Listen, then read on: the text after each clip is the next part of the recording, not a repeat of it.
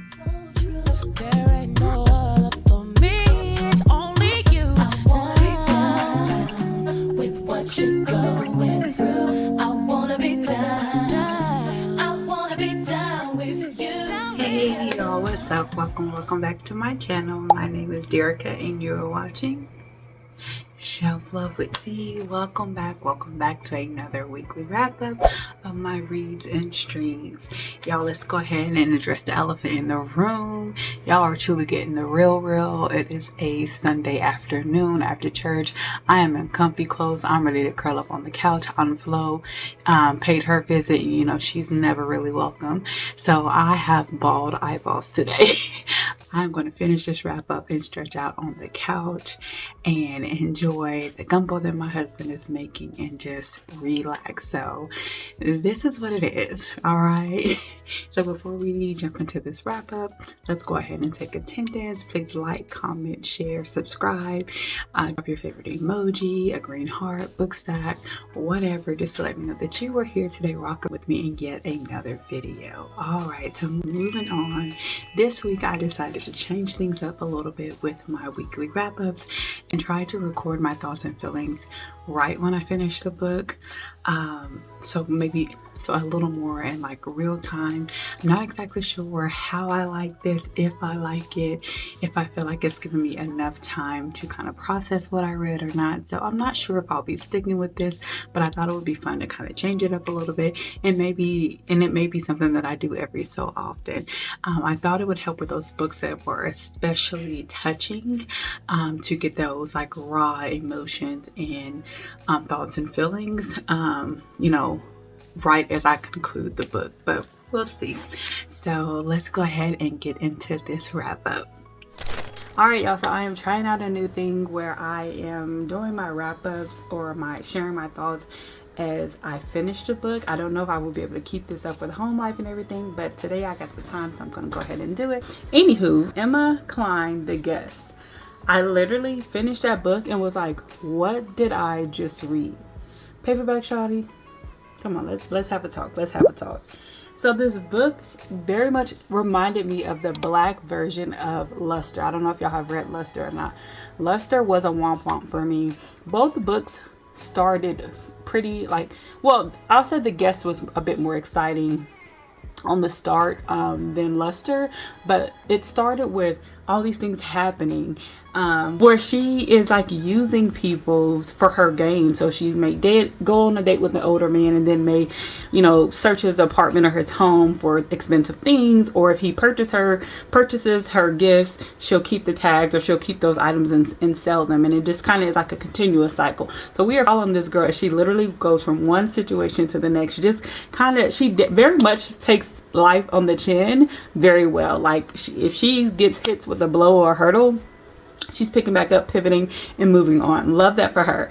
But the book was very much giving like, oh, it's going somewhere. Especially when she started dating the boy who she didn't realize how young he was, and he was being very clingy. And I'm like, oh my gosh, like this is about to end on a climactic note. And literally it ended with her walking into, like, after a while, her whole plan was like, I need to get back to this guy named Simon, because she felt like Simon was gonna be like her meal ticket or whatever. But she had to get through the end of the week or so for his party, and she made it to the party. She saw him. Oh, do I want to say the end? Okay, I'm gonna say it. This is a spoiler, so if you want to hear it, skip past this. She literally makes it to the party, locks eyes with him, and it's like the end. I'm like, what is that? What is that? This book did not need any cliffhanger ending. It definitely much needed to be wrapped up and could have been wrapped up. I have no idea why it ended the way that it did. And now a lot of the Goodreads comments make a lot of sense, and I may put some up on the screen here, just kind of highlighting some of the ones that I saw that I was kind of confused about, because I'm like, what are y'all talking about? Because I was enjoying the book at the start of it. I really was enjoying the book, and I thought it was going to go somewhere where like all these bad decisions she's made has finally caught up to her.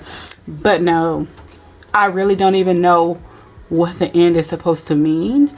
I don't foresee this being a book that continues, like, because why? There's no need for it. But yeah, that fell way flat for me. I had my hopes set high because it just felt like it was building up. She was making kind of like one bad decision after another, but then pivoting and then, you know, trying to make another decision and trying to do better. But no, it literally was like the end. I was like, are you kidding me? That's it? That paperback shawty. What am I missing? Like, I know I saw your rating on there and I was like, okay, cool. I was leaning towards 4 stars for this book. I definitely knew off top that it wasn't going, I won't say off top, but I knew after a few chapters that it wasn't going to be 5-star. But I at least was thinking I was going to give this a 4. But that ending, I can't do it. I cannot believe it. I cannot believe it, but that's that. Emma Cline, the guest, it is what it is. I like the audio narrator. Her name is Carletta, something. I'll put it on the screen. I love her cadence. I love how she reads, and so I'm interested in reading more books by her. It looks like when I looked her up, she's got like over 200 and something books, so that's cool. I'll have to look for another book that may interest me, because I really did like hearing her voice reading me a story. But yeah, y'all, womp womp. That was crazy. Definitely fell flat, but it bees like that, right? So that's it for now. I'll holler back at y'all when I finish another book. As y'all know, me and Books with Bonnie, hey, are doing a buddy read for the Product Plan 4, and I think we are also going to move on to Product Plan 5 and read that together. So I'm going to insert some clips and some of our messages going back and forth while this book stressed us out, to give you guys a little taste of what we were going through in this book. Yes, the product plan should come with a warning. It will have you stressed, sliding down the wall, throwing books. Well, you might throw your books, so I don't throw mine, but nevertheless, it will have you stressed out, but it's worth the read.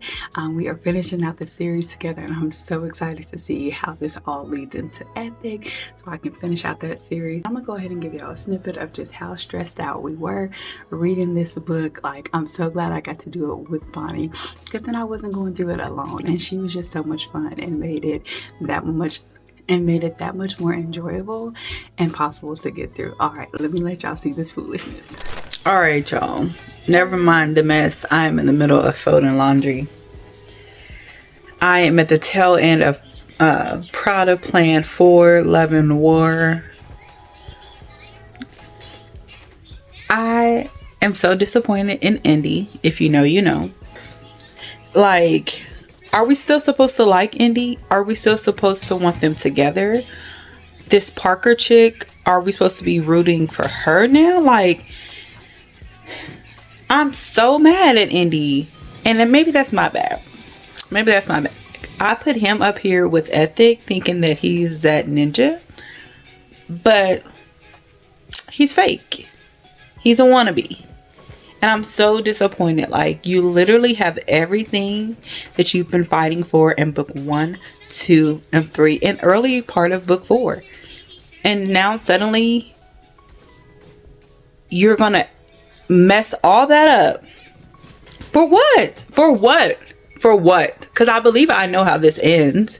So why are we causing all this mess in the middle? Like, I am so frustrated. I think this is probably one of the first books where I have been genuinely upset with the male main character, because what the heck are we really doing? What has all this soap opera hood BS been for? Like, what is the point of it all?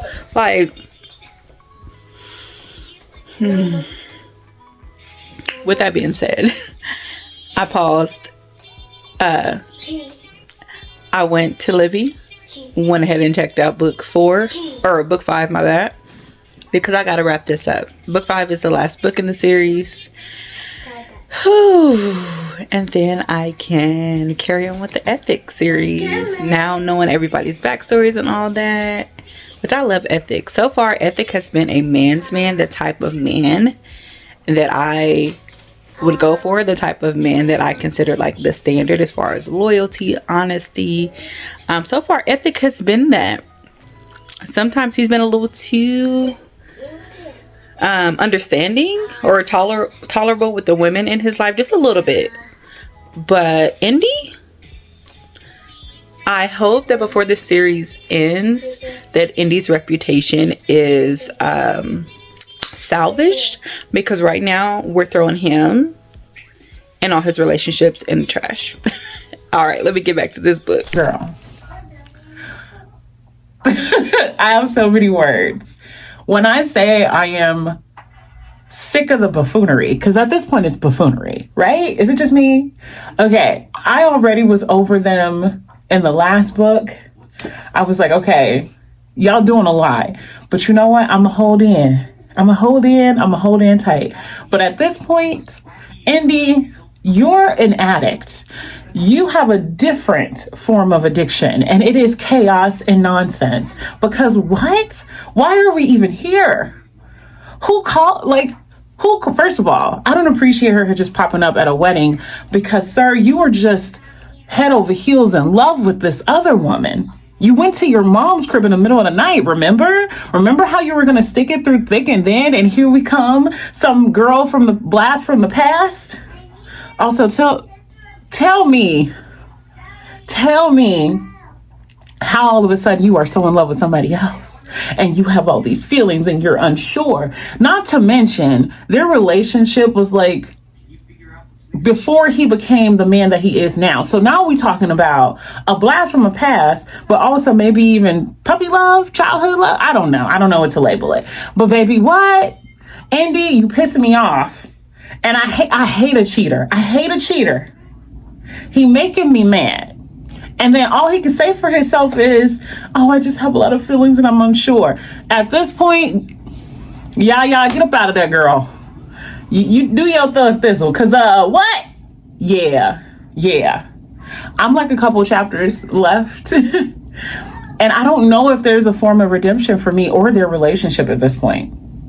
Yaya and him has gone through... Yaya has literally gone through the flames of hell.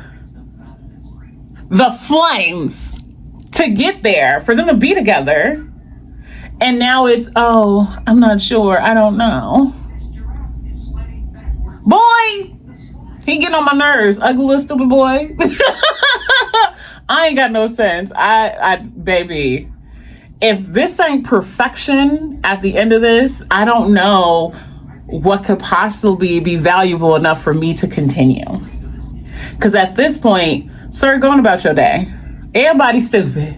Because you dumb, you want me to be dumb, and now she dumb because she just, I don't even know anymore. At this point, everybody just peace out. Leave each other alone. Because the addiction to chaos is crazy. The self-sabotaging, crazy. It's just crazy. I don't know. I don't know. I'm just going through the emotions. At this point, I'm ready to get off of the roller coaster. I think I'm getting sick. Good luck, girl. Girl, I just finished this hot, funky mess of a book.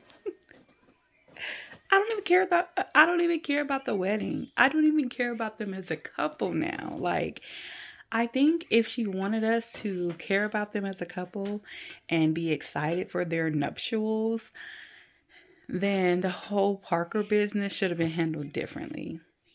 That's all I'll say to that. But girl, Yaya's life, like I said, is always hanging in the balance. She get rescued and allow herself to still be put back in some mess. Like, you ain't got to threaten my life but once. What she say on What's Love Got to Do With It? You ain't got to hit me but once. For real. That's all it takes.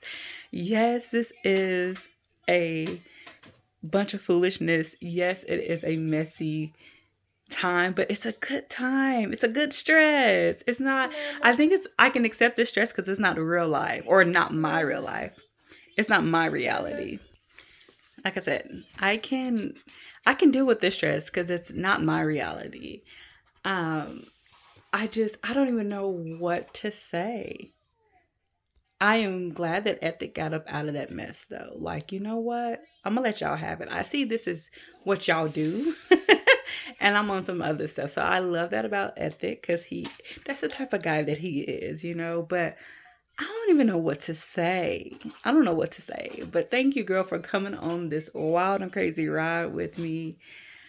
Oh, I know you said if the end wasn't perfect, you don't know if you could commit to the fifth book. But boo, we already at book 4. What's one more book of foolishness? I hope you'll join me on that ride. Thanks, girl. I just threw my book across the room. I just finished. I words. When I say I'm ready to fight, I'm ready to throw hands. Because what do you mean y'all still get married? What? I'm stressed. I hope your volume is down because I know the babies are close. But why? At this point, why? And then mama, come girl, like y'all all crazy. And spot on when it comes to ethics. He's over it. And that's how she should have been in the beginning. Oh, y'all doing crazy stuff. Let me get up out of here. He the only one with some sense. Only person with some sense. Girl, I'm gonna have to read the next one because what are y'all doing? Look, girl, I just came from my library yesterday. I'm gonna have to go back up there tomorrow. Mama. Y'all. Mama. Put my cigarette out. I just finished book 4 of the Prada Plan. Y'all, why have I committed to this nonsense? I don't know. It's foolishness. It's like reality TV. It's like 90 Day Fiance. I know this show is going to pee me off. I know I'm going to be screaming and fussing at this TV. Like, why are you doing this? Why are you making this choice? But I'm still watching it and I'm committed to seeing it through to the end. That's how I feel about book 4. That's how I feel about this Prada series. As I have said in every wrap up, it is a ghetto hood soap opera full of drama, twists and turns, but that are unnecessary but happening due to people's foolish decisions and addiction to chaos and drama. But I'm here for it. I'm eating it up. Doing the buddy read with Bonnie has made it that much more enjoyable because I have somebody else to share my frustrations with. I am just like, what in the world? And poor Yaya. Girl, are you a cat with 9 lives? Like, if you know, you know. I don't want to give too much away. Y'all, this series is a hot, funky, messy good time. Like, it will have you upset. It will have you fussing at these fictional characters, throwing the book at the wall, sliding down the wall, putting it down to take a break because you're like, this is just nonsense. This is unnecessary. It's foolishness. It's crazy. But you'll come back for more. You will come back for more, even though you know it's bad for your heart. I am still committed to the series. I have already checked out book 5, and that will conclude the Prada Plan series. I'm so excited. I've never finished a series that was more than like 2 books. Well, 3, I guess, because we'll count the Curvy Girl series. And I ate this up, y'all. Yes, it had me stressed out, but it was a good time. And if you are for messy good times, if you are for books that were just that will have you fully engaged and invested, this Prada Plan is it. If you love urban fiction, now you have to enjoy reading urban fiction. I highly recommend this book. Even though it is frustrating, I give this series a 5-star because, and I know I still have one more book to go, but she gave us what we want in these books. We want to feel for these characters. We want to be invested in each book. We want to keep coming back for more. Even if we are peed off when we come back for more, we are still coming back. We're still circling the block. So she's doing a good job. Like I said, enjoying it and can't wait to get to book 5. And I will keep y'all posted. Wow. So today is Friday, May 8th, and I have just started, what the heck, Dear Debbie? And I just wanted to notate that at 15% into the book, I want to buy this book. And I'm saying 5 stars no matter how crazy the ending may be, because I mess with Debbie. Debbie don't play about people who mess with her, who try to play in her face. And although I could never allow myself to respond or react the way that she does, sometimes I just wish that I could. Sometimes I want to just pause reality and be able to respond the way I want to respond, act out the way I want to act out, and then unpause and start back life in a very mature grown woman fashion. I like those parts in the movies where like you see the person like about to snap on their boss or something, and then they like punch them or cuss them out, say everything they're thinking in their head, and you like, yeah, and then you come to find out like they were just daydreaming about it and wishing they could. So I mess with Debbie. No matter how crazy this book may be, no matter how it may end, I'm saying 5 stars because I mess with Debbie. All right, y'all. So the time is about 8:45 p.m. Saturday, May 9th. And I have just concluded Dear Debbie. And as y'all know, Frida is going to be true to herself, right? True to her standard of writing. It was a foolishly good time, ridiculous hot mess, like so far-fetched, right? Not really realistic at all, but it was a good time. And that's why Frida can get away with doing what she does and writing the books the way that she does, because it's still a good time. This is now my second book by Frida, and I've enjoyed it. My first one was A Housemaid. I've heard what's the Never Lie? I think that's what it's called. It's a good one. But like I said, this is my second book by her. I enjoyed it. It's just ridiculous. You just gotta laugh your way through it. But like I said before, I stand by Debbie. She don't play with nobody that play with her, you know. So I think it's one of those things, like I said, if you could pause real life and just, you know, clap back at everybody that tries to clap at you, and, you know, really teach people how to treat you. But, you know, I feel like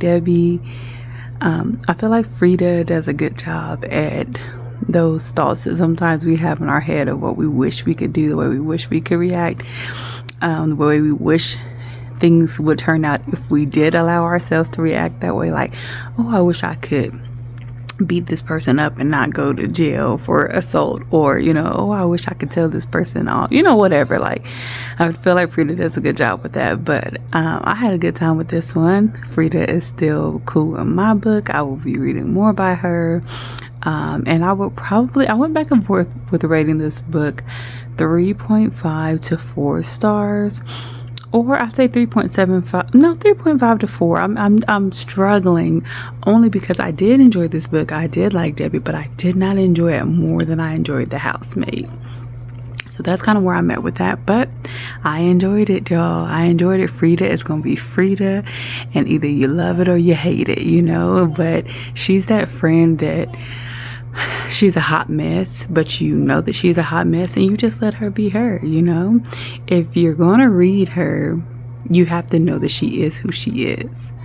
Don't acknowledge who she is, read her books, and then complain about her books being ridiculous. She writes ridiculous books, but they're entertaining. So that's it on that, y'all.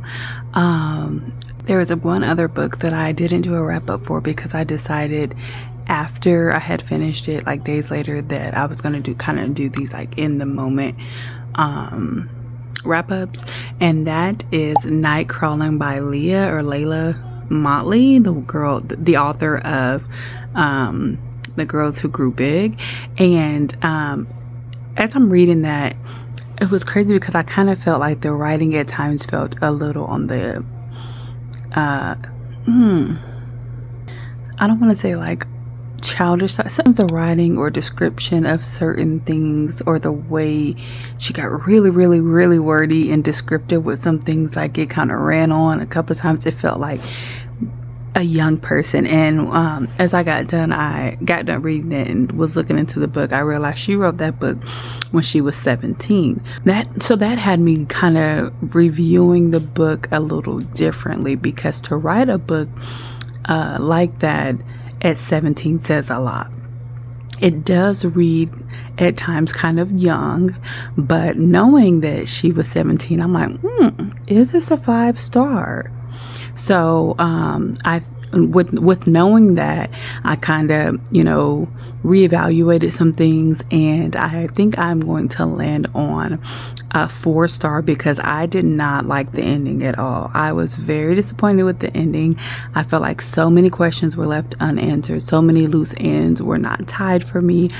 But overall, it was giving very much kind of like Monday's Not Coming. This book tugged at my heartstrings.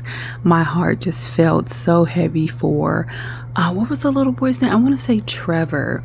And the main male character, whose name I can't remember right now, but I'll put both of them on the screen. My heart just ached for them. Like, just what she felt that she had to do in order to survive. At times, I wanted to beat her brother up, because he was not looking out for her as a big brother should. He was failing her when all they had was each other. It's a very heavy read. Like I said, you will not feel satisfied at the end. You will not feel like things are concluded and wrapped up at the end. But I did think that it was well written, especially again for her to be 17 years old. And I can see the maturity and the refining of her pen as she got older, when she wrote The Girls Who Group It. So finally got around to reading Nightcrawler. And even learned what that term meant. I did enjoy the book. It, like I said, it was giving me Monday's Not Coming vibes. I just was not satisfied with that ending at all. I couldn't give it 5 stars, but kudos to her for writing that book at 17. That's amazing.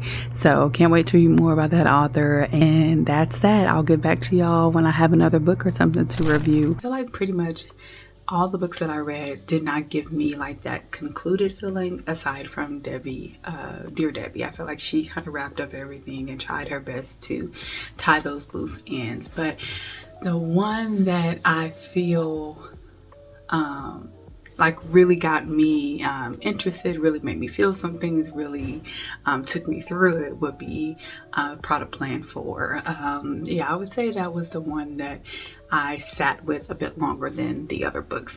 The runner-up for that would be Nightcrawlers or Nightcrawling, I can't remember.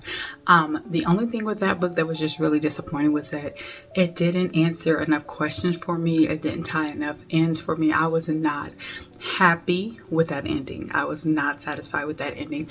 But overall, it was a good book and I would recommend it. So that's it on my reads. Now moving on to my streams. So this past week I restarted Good Girls, which is on Netflix. I watched this many years ago when it was, when it had first came out. However, the last season took so long to come out that I lost interest in it. And whenever I would try to start it back, I just was not being reeled in. So I'm like, let me start it over and, kind of refresh my memory on what hooked me to the show in the beginning. And it is actually working. Like, I'm being reminded of why I was really into this show, y'all. If y'all have not seen it, go and watch it. It is so funny. It's about 3 friends. 2 of them are sisters, and they all have some financial issues where they are needing money like right now. Well, they have this crazy idea to rob this grocery store, which is not a spoiler. It lets you know right off jump. One of the girls works at the grocery store. So they rob this grocery store as mothers, and it's just hilarious. Like, these women coming in like, I don't know, it's just so funny. So they rob it and they are successful with the robbery. But during the robbery, one of them has a telltale on their person that anybody would be able to identify. And so that kind of starts a snowball of events. But y'all, it is comical, it's relatable, I just enjoy it. And then all the ladies love I cannot think of what his name is on the show. I'll put it on the screen. They just think he's like a hottie boomalati, but and that's using that term is probably really showing my age, but it is what it is. I highly recommend that show. It is so funny. Also, while dealing with real life things, just they run into one obstacle after another. And like I said, if you have not watched it but you want to laugh, I recommend it. So the next thing that I watched was another cooking show my husband and I stumbled across on Hulu, which is called The Secret Chef, y'all. This may be my most favorite cooking show, and I love me some cooking shows. I love me cooking competition, whether it's barbecue. Hell's Kitchen is up there. Chef Ramsay is the one that I watch everything of his, but this one might have knocked all those down. Like The Secret Chef. And what's crazy is that it only has one season. I don't get it. I don't understand. I don't know why. Because I love the way that they did the competition. Like, I love the surprise element. If you are into cooking shows, highly recommend that one. And then the other thing that I started was with my kids called Lord of Flies. I think the Lord of the Flies on Netflix. I think we are at about on episode 3 or 4.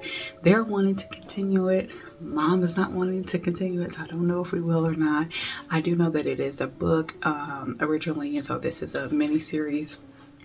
I think it's a mini series. Anyways, I know it's meant to be like very like Stephen King-ish with the instrumental sounds of like when something's scary, you know, that little shriek sound, and it's meant to be very kind of dark, and it just is not holding my interest. And I have no problem with like cartoons or YA shows or things like that. This is just not doing it for me, but to each his own, you know. So let me know down in the comments what you've been watching lately. I am always looking for new series to watch, new movies to watch. So if you have any recommendations, let me know down in the comments. Also, let me know if there's a book that you read this past week that you would recommend to me. Y'all already know I'm always looking for new authors, looking to expand my genres and things like that. So I'm always open to recommendations. But that's it, y'all. I'm about to go enjoy my Sunday. I pray that you are too. Happy Mother's Day, whether you are a biological mother, a stepmother, a bonus mother, a surrogate mother, adoptive mother, a play mama, whatever it is. I just want each of you to know that you are needed, that you are appreciated, you are a blessing to those around you. I pray that you enjoy your day. And until next time, don't forget to show yourself some love today. Happy Mother's Day.